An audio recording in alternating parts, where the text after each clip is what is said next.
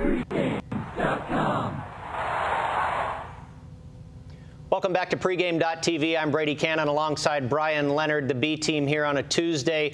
I spoke about an NFL game, the Jets and the Giants, happening this Friday, the 22nd of August. We're going to skip ahead to the following Friday, August 29th, where Bryan will take a look at the Bowling Green Falcons going to visit the Hilltoppers of Western Kentucky. Bryan?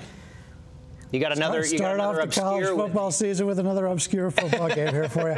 Yeah, Bowling Green's a team last year, one of the top teams in the MAC with Northern Illinois. Dave Clawson did very well here, and now he leaves in the offseason to go to Wake Forest. Yeah. I didn't understand that move at all because he's got a lot of team here that's loaded coming back. Wake Forest is a team that's going to be rebuilding this year. It's not that Wake Forest is one of the top football programs out there. I mean, Jim Grobe did a great job. Pardon me, did he retired, didn't he? Jim Grobe, he was basically frustrated because he couldn't get the team over the hump. Right. And he decided he was going to retire. Okay. But to be honest with you, I thought he was such a great coach. He was. I think there's going to be a drop-off here, especially with the team they've got coming back. Right. They've got a couple of injuries lately, as we're talking here too, and that's going to affect them. Dino Babers comes over from Eastern Illinois. He was the wide receiver coach at Baylor. And so he really is used to that fast-paced offense. If you've watched Baylor the last few years, they try to get as many plays off as possible. He's talking about getting 100 plays in a game. Now, that's going to be really interesting because he does have a lot of talent here. He's got a nice quarterback in Matt Johnson coming back. And he's got running backs that averaged 4.7 yards a carry last year. So he's got an offense that is really good, and they're going to be able, if they are able to speed it up, it's going to make them even tougher to beat in this MAC. The MAC, you know, they were 6-0 the last two seasons as a road favorite. Wow. Now, normally, I don't like to play a new coach as a road favorite in the first game over a touchdown. Right now, we're laying 7.5. But when you're having more plays in the game, your better team is going to get more of a spread. So, you know, normally, if they're playing last year, let's say, and they're laying 5, it'd be one line. Now they're getting more plays in. The 7.5 is basically like laying 5 from the year before. It's almost like they're saying they might get an extra play in. We're going to give them an extra field goal in that number. Yeah, so the more plays you have, that's why Baylor, you know, you get so many plays, which means that there's so much scoring on both sides of the ball, offensive, defense. And they have big spreads too. Yep, they do. And this is a team that averaged 32 points a game last year. Now they do have Indiana revenge in 2 weeks. Indiana blew them out by a lot last year. So that's a game that they have circled. But they do have VMI on deck. So if they're going to, I don't see any team having a letdown in opening week. But if they do have any look ahead, the VMI is not the look ahead. It'll be the Indiana 2 weeks down the road. And typically, I wouldn't necessarily factor in a look ahead when it's 2 weeks away. Correct. I don't know. Especially in the NFL, maybe sometimes in college if you've really got a big one on the schedule, but I think you're safe. Yeah, and I don't think in college football, when you're only playing 12 games a season, I don't think the first week is a look at it all for anybody. No. Everybody's excited. You could be the worst team in college football, and they don't know it yet, so it's one of those advantages. The Hilltoppers been a pretty good team, winning record the last 3 years. Interesting, Jeff Brom takes over here for Bobby Petrino. Bobby Petrino was at Louisville, comes to Western Kentucky, goes back to Louisville. Jeff Brown was a quarterback at Louisville. Right. Yeah, so he came in to work with Bobby Petrino last year, and now he's taken over. But this is a third head coach in 3 years for Western Kentucky. And they are stepping up. They were in the Sun Belt. Now they're coming up at Conference USA.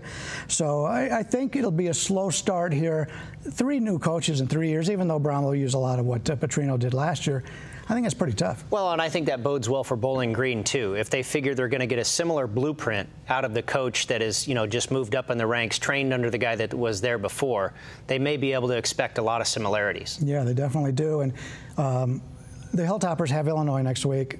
A bigger game than, I guess, at Bowling Green, maybe.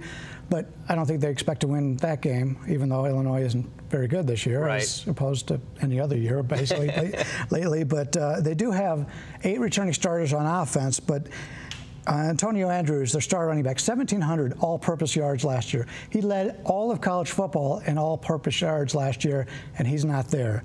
So even though you have a lot of returning starters on offense, that's going to be a major setback this year because he was basically everything they had. He was their offense. He was their offense. And on defense, 6 out of the back 7 need to be replaced. So their linebackers are out and their defensive backs are out. So you've got basically a Bowling Green team who can run the ball right down your throat. They're playing a fast pace. They're going to wear you out in the back end of your defense. defense is a lot younger than what you're used to. You're starting to convince me. That 7 seems a little short. Yeah, I'd prefer to lay 7 or less. Obviously, you don't want to lay the hook, but yeah, I think there's still some value, and it wouldn't surprise me if this line goes up. Right. A lot of the guys I've talked to are on this side. I haven't heard anybody on the Western Kentucky side. You ready to make it official? Let's do it.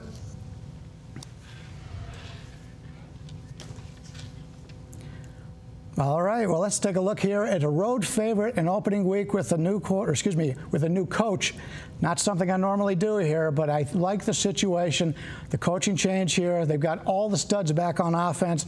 More plays means more points. 32 points a game last year. They got everybody back here going against, as I said, a Western Kentucky team. Third coach in 3 years here. 6 of the 7 defensive backs out, including their best offensive player, who is their all-everything offensive player. Bowling Green is a team we can make some money on. Unfortunately, I think a lot of people are going to be following them also, so we may not be able to lay this small number in the future. We're going to lay the points here at 7.5. I actually think this game's going to go off at 10. So if you're afraid to, if you wanted to wait for the 7, you may not be able to do that. Let's lay the 7.5 here. Hopefully we won't get burned by that hook, and we look for a double-digit win out of the Falcons. Well, I think Bowling Green is probably, you mentioned that a lot of people are going to be trying to make some money on Bowling Green this year. You know, they've had a really good program that has, become more in the limelight the last few years. So like you say, the public is becoming more aware of this team. And you're right, there could be a lot of people that are watching the Falcons this year. Yeah, and a lot of people will think since they lost their head coach that they would be down. But, you know, that's basically the history of the MAC. The MAC is the developer of college football coaches. So they have another one comes in, and he's had good pedigree. Not only with coaches, but with players. It's typically the guys that couldn't make it to the Big Ten team. They fall back and they're recruited by the MAC team, and that's where they end up. It's almost like a farm system for the Big Ten or bigger and better things. Yeah, it's, it gives them a little bit of an edge because they wanted to be recruited by the Big Ten teams. Sure. So when they get a chance to play a Big Ten team, you usually get a lot of value out of these MAC teams. Cool. Well, that's going to do it for another Tuesday for the B team. Brady Kannon and Bryan Leonard here. We'll be back with more next week. Just to go over again, that was the New York Jets +1 on this Friday the 22nd over the New York Giants. And Bryan's free pick, the Bowling Green Falcons -7.5 over the Western Kentucky Hilltoppers. And that's the following Friday, August 29th. Keep it here. We'll see you next time. It's Pregame.TV.